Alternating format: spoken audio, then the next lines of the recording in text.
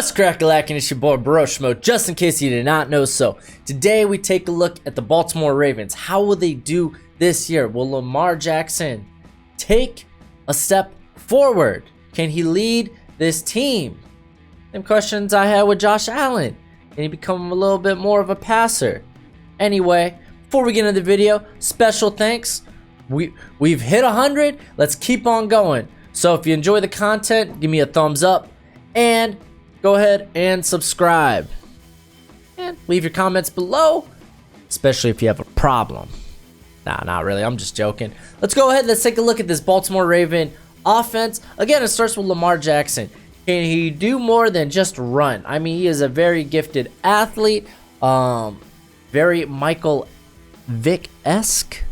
Except for with the arm. He's got a strong arm, man. It just needs to be a little more accurate. Maybe we could see a little bit of that this year. I definitely think they're gonna lean more heavy on. They're gonna run the ball. They're gonna run the ball a ton. It's why they invested in running back this past off season. This is why I have them in 2 tight end set. But speaking of running the ball, let's look at their running backs. Mark Ingram. They're bringing in Mark Ingram, who played extremely well through the course of his career over there in New Orleans, and now he comes to Baltimore. Can you replicate that? There will be competition in the backfield.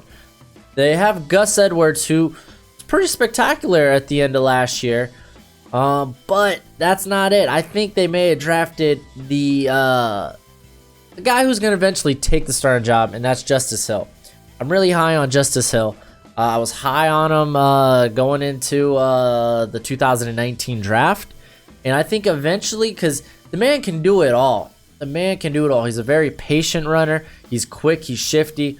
I love him. And he provides a reliable receiving threat, you know, if this team ever passes the ball. But I could definitely see him becoming just going to say he's going to become the Alvin Kamara of this offense. And I say that just as in he's going to partner up with Mark Ingram for a very, very scary duo.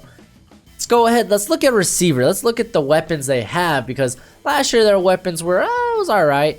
I think they upgraded over John Brown. They got Marquise Brown out of Oklahoma. Small, skinny, but he is fast. He's crisp with his route running. He is a big time threat. He is a home run threat. Just can Jackson get him the ball? Willie Snead returns. I think he'll play on the outside and then play in the slot when they need him to. He played very well last year too. They also drafted Miles Boykins out of Notre Dame, and he's another. He's a big vertical threat. Just had some problems with drops his last season there at Notre Dame. So that's a guy I expect to be in on the rotation. Outside of that, you got Chris Moore, who's been there forever, and not too much depth after that at receiver. But like I said, they're going to be running the ball a lot. That's why I have 2 tight ends. Mark Andrews played very well last year. Outplayed Hayden Hurst, who I didn't even list on here because he was pretty bad last year. Couldn't even see the field. He didn't display the same athleticism. He wasn't the same athlete that we saw coming out of college. At least he didn't display that on the field. I put Nick Boyle here because he's a nice, reliable blocking tight end. The offensive line looks good with Ronnie Staley and Orlando Brown taking the tackle positions. They're big people movers. You got Marshall Yanda, who's one of the best guards in all of the NFL. Alex Lewis played pretty well last year, and Matt Skura is pretty good, above average starter. They have a little depth. They drafted Ben Powers out of Oklahoma this past year. Added a little bit to the line. I thought they would address it a little earlier, but they didn't. But that's a good addition there. And they also have James Hurst. Offense honestly looks good. Again, they live or die by Lamar Jackson. So we'll see. But will this be the same top 10 defense we saw last year, because this is a new defense coming in. They've lost some key parts. Terrell Suggs, they lost CJ Mosley. So some big contributors right there in the front seven. And you know what? People sleep on Kenny Young. Kenny Young had an outstanding year playing next to CJ Mosley.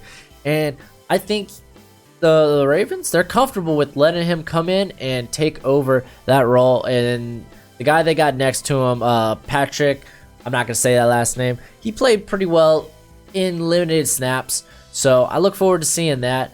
Just pass rush. Pass rush I'm a little worried about. They got a bunch of pass rushers there that can contribute. Right now, I currently have Shane Ray. I think, they signed him to, I think, a one-year deal. So, I mean, he played well in Denver for a few years. So, give this kid a shot.